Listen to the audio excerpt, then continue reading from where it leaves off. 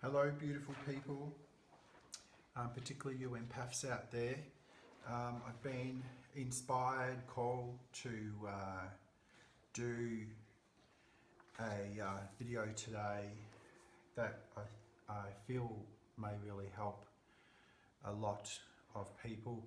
Because I'm not doing the cards, I thought I'd put this mother of all mother crystals here for you to look at. You'll see my hands waving around, of course, but I wanted to give you something to focus on and to look at that is just so beautiful, and I'm so grateful for. So I have been getting messages along this line for some time, and I was waiting for for everything to drop into place within my mind in terms of what the real message is and the full thrust of it is. And today the pennies have all dropped. So, and I felt like, get up and do it now.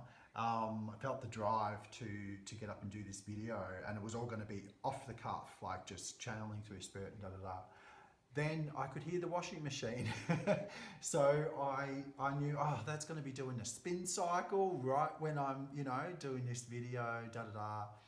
And so that stopped me from doing it right then and there. So, but I couldn't contain it. So what I did instead was type it up on my phone, and I ended up, it just was flooding out of me, and I'm sure there's more to come through. So I ended up printing that, because then I started second guessing myself. Oh, what if now that these words have come out of me, what if I, neglect to remember certain things and whatever else. So I'm actually going to read it to you, and if spirit gives me more in between the sentences, or if I feel the need to explain certain things further, I will. But I think it flows pretty well as it is. So I'm just trying to get it right so everyone gets the message they may need to get. So bear with me. So empaths, why it happened: charity and self-sacrifice. It'll all make sense as it unfolds, and you'll work out whether this is for you or whether it's not. But sometimes a video or something that we read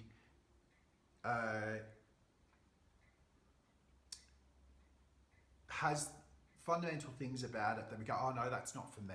This message isn't for me. But sometimes there's one sentence, or a certain example that's used to highlight something that's not for you, but the example resonates. Or there's one sentence that's said that resonates with you, and then that's what you take from it. So take from it what you will, and take from it what serves you, okay?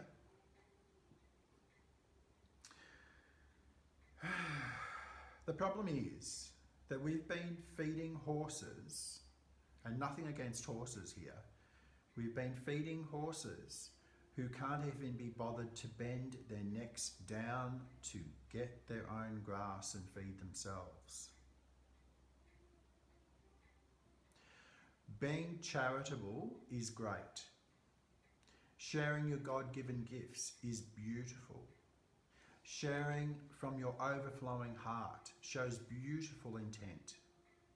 But when you come from heart alone and forget about listening to your gut instincts, your divine intuition, you're choosing to ignore the red flags. That's called self-sabotage. When heartfelt charity involves self-deprivation and self-sacrifice on an ongoing basis, with no real signs of fruit from your labour, you're self-sabotaging. When you're feeding those horses, and occasionally the horses bite you, then over time you're continuing to feed the horses, and the bites get worse. It's a sign to reassess what you're doing and where you're placing your energies.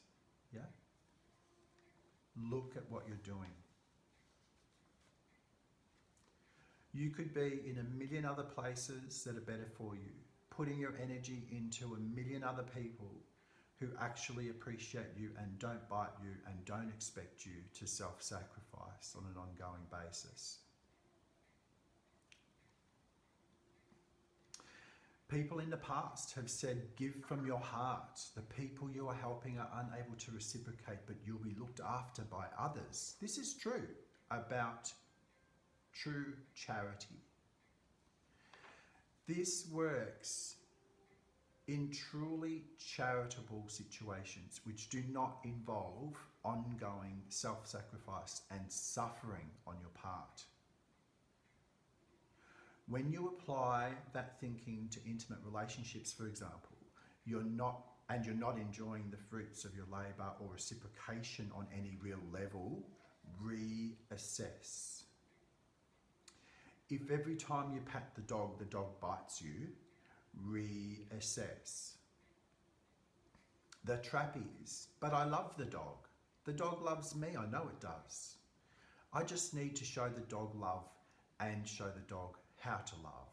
Then the dog will be happy and I'll get from the dog what I want, and that is love returned. Meanwhile, you're pouring all your energy into a bottomless pit, and while you're doing that, you're going without having your basic fundamental needs met. Reassess. It's not only self-sacrifice for the betterment of others, it's self-sabotage in that case. And I'm going to interject something from Spirit here. So we're being called to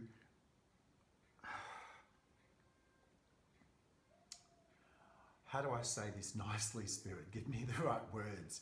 It's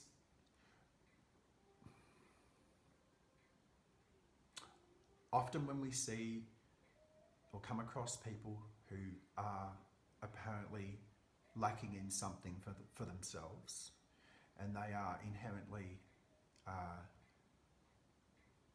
unhappy,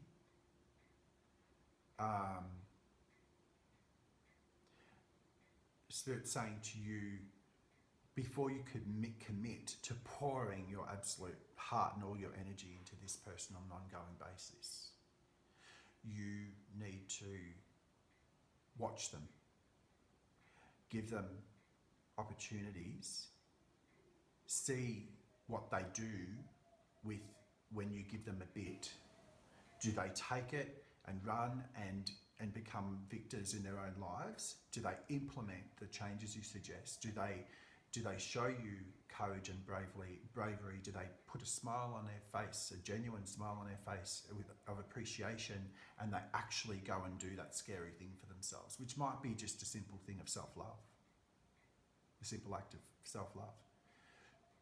What do you see them doing with the opportunities that your charitable efforts give them? Do you see them tossing it aside and continuing on and keep turning into pain, keep turning into their misery, keep turning, folding in to their pain and their trauma? Or do you see them showing bravery and gratitude for your kindness and actually seeing this as an opportunity for change and actually implementing change in their lives, actually changing? Okay, some people just like to stay where they are, and they kind of get used to throwing their own pity parties. Okay, their misery becomes comfort for them. And so you walk in with all your light shining and your heart pouring, because all you want to do is help everything and everyone around you, make the world a better place. And you start giving. You make an unconscious decision sometimes to be there no matter what, and you keep going even though it's futile. Okay, so if you're not seeing change, sometimes I will get brutal. Okay, Spirit's saying sometimes we just need to see people for who they are, what they are, where they're at, where they choose to be. Do not get involved in someone else's suffering if there's signs that that's what they're choosing. And I've said in videos before, you don't have to get down in the mud to help someone out of the mud. Yeah? So, I will proceed.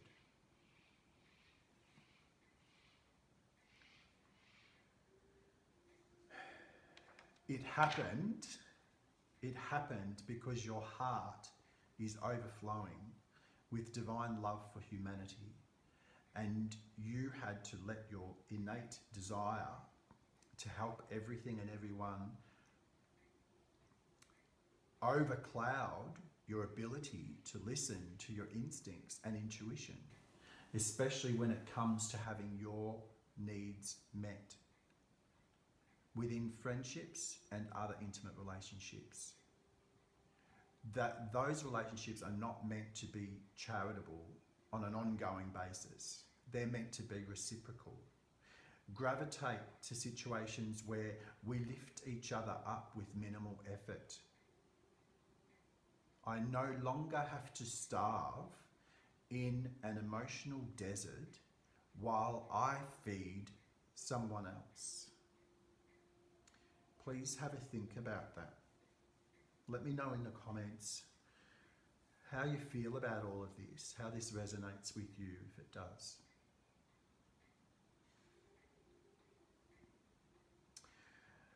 And so I printed that out, and then other stuff started flooding through, so I've just made little handwritten notes at the bottom of the page here. And I want to ask you, what makes us empaths? I know you know the answer. Which chakra do you think is dominant in activity for empaths? This beautiful crystal. The heart, right? It's the heart that drives us. It's the heart that's overpouring. It's the heart that fills us with empathy and compassion for others and the desire to help.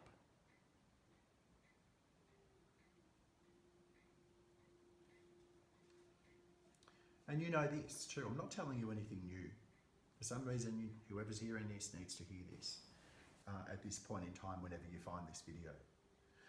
When any chakra is dominant, we forego the benefits of the faculties of the other chakras. If the heart chakra is overactive, too big, then we're going to be incapable of really truly recognizing when a situation is costing us too much.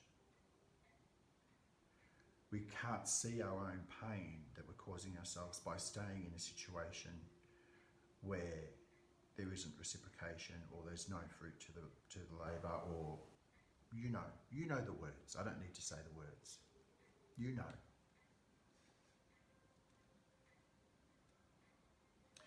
And I've said this before in other videos, we're meant to walk this planet with all of our chakras singing in unison. We're not meant to be dominant. No chakra should be dominant.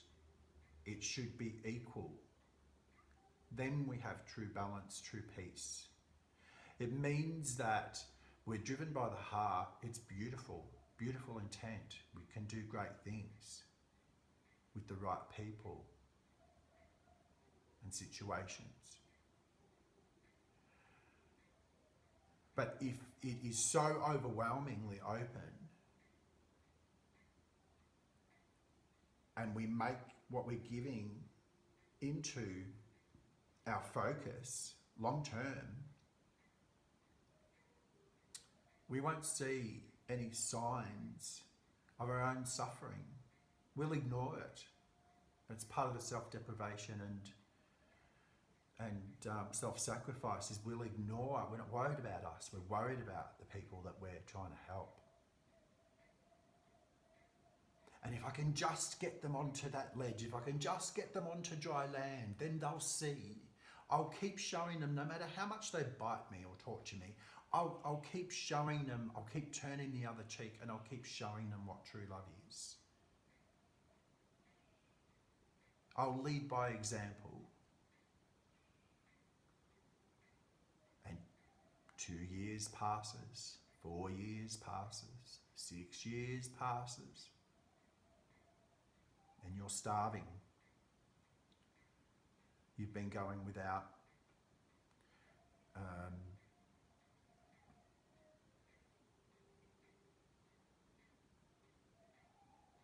the emotional nourishment that you could have been giving yourself, that you could receive from others. You've been going without that because you've been pouring everything into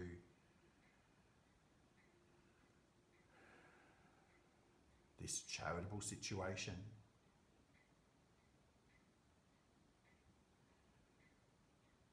Okay, and one day the horse or the dog bites you harder than you expected. You see a side to this person or the situation that repels you. That is your guides. That is spirit. That is source interfering, stepping in to encourage this personal situation to do something that repulses you, to help you to snap out of it.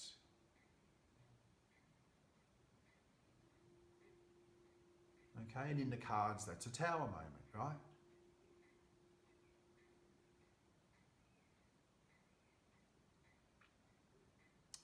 So it really is about living in balance and walking this planet in balance, and we're not here to, like, the source has not gone to all the trouble to give us all of the faculties that we have, that we've earned through all of the experiences that we've had life after life after life. Or if you don't believe in reincarnation, take what fits. All these abilities that we have. Why would Source go to all that trouble just so that we can roll around in the mud with lesser beings? And I'm not calling dogs or horses lesser beings, but you know what I'm saying.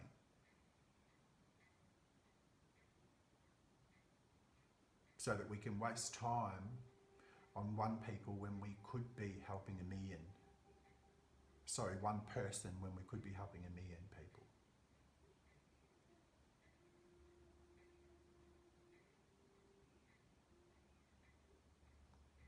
I hope that makes sense.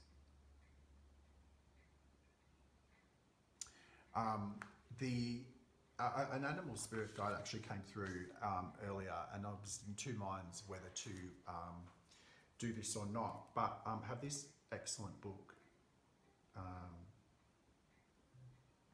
And so I'm going to channel intuitively, but I do want to look it up anyway. And it was Dolphin.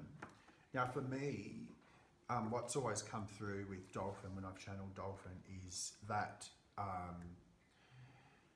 you know, water and air, whatever, the elements move over the skin of a dolphin with absolute ease. They're able to glide through the water because of their amazing shape, ergonomics, or whatever word you want to use. Okay, nothing sticks. There's nothing on their body that catches anything or allows anything to drag them down. They're all about fast movement forward. Yeah, And that's the energy we need to take on at the moment. It doesn't mean aggressive movement forward. I just did a video yesterday and we were saying chill out and no aggressive movement forward. But this is about just let things glide over you. Let things glide over you. You don't have to catch everything that comes your way. If you try to catch everything that comes your way, you'll not only get the blessings, but you'll get the whatever mud people are trying to throw at you. Okay? Entities that look to slow us down, trip us up, distract us, will throw situations, people, things at us. If we're there to catch everything, and in the word that's coming through is in earnest, we're looking to catch everything that's coming for us.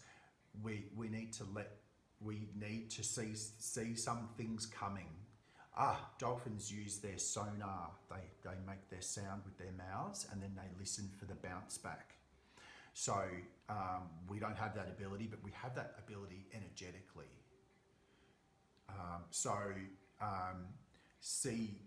You need to feel things coming on approach. Get better at listening to your intuition and gut instinct, at feeling things on approach. And sometimes you can feel out someone's intent, or something's off. They're smiling, they're being lovely, they look amazing, whatever the criteria are. But something feels off. I feel a tightness in my tummy, or my shoulders are suddenly going up, and for no reason, no apparent reason. Just observe, don't get involved. See something coming. Give things time. Give yourself time to really assess and observe. Watch people's behaviour over time. Look for inconsistencies. And it doesn't mean we have to be suspicious of everyone, but if we're looking to let something or someone into our lives, we need to be observant, particularly in the early days, because people will show you sooner or later they slip up if their intent is not great. They'll tell you stories about their past and whatever else, and it does not paint them in a good light, but they feel happy to tell you. They're proud of it, but it doesn't paint them in a good light. Listen to that. That's a red flag, right? Just an example. Anyway, we'll see if the book has anything more to offer than what I've just said. Take a few minutes today to meditate while playing one of your favourite pieces of music. Listen more and talk less, especially to the more subtle levels of communication from other people and from the natural world. This is what I was saying, right? Think and behave more lovingly and positively towards that person you're having difficulty with. Smile more to others and notice how they smile back at you. Try dolphin breathing by taking 3 slow, deep breaths each time, exhaling with an audible puh, P-U-H, puh. Then observe how you feel. Okay, so you can be charitable, you can be giving and loving, even to someone you've had some discord with. You can be respectful, but without it being at an ongoing cost to you. It shouldn't be that hard. It really shouldn't. And it's better to be giving from the overflow. And we do. We feel like our hearts are overflowing with love for everything and all things. So we give without even thinking about it. And the universe, source, spirit is telling you to think about it, to use your other faculties and intuition. Send out your sonar and look for the feedback. Read into subtle energies. Listen to what people say. Observe before you commit to any ongoing situation that is going to do nothing but drain the life force out of you. and then spit you out the other end. Okay?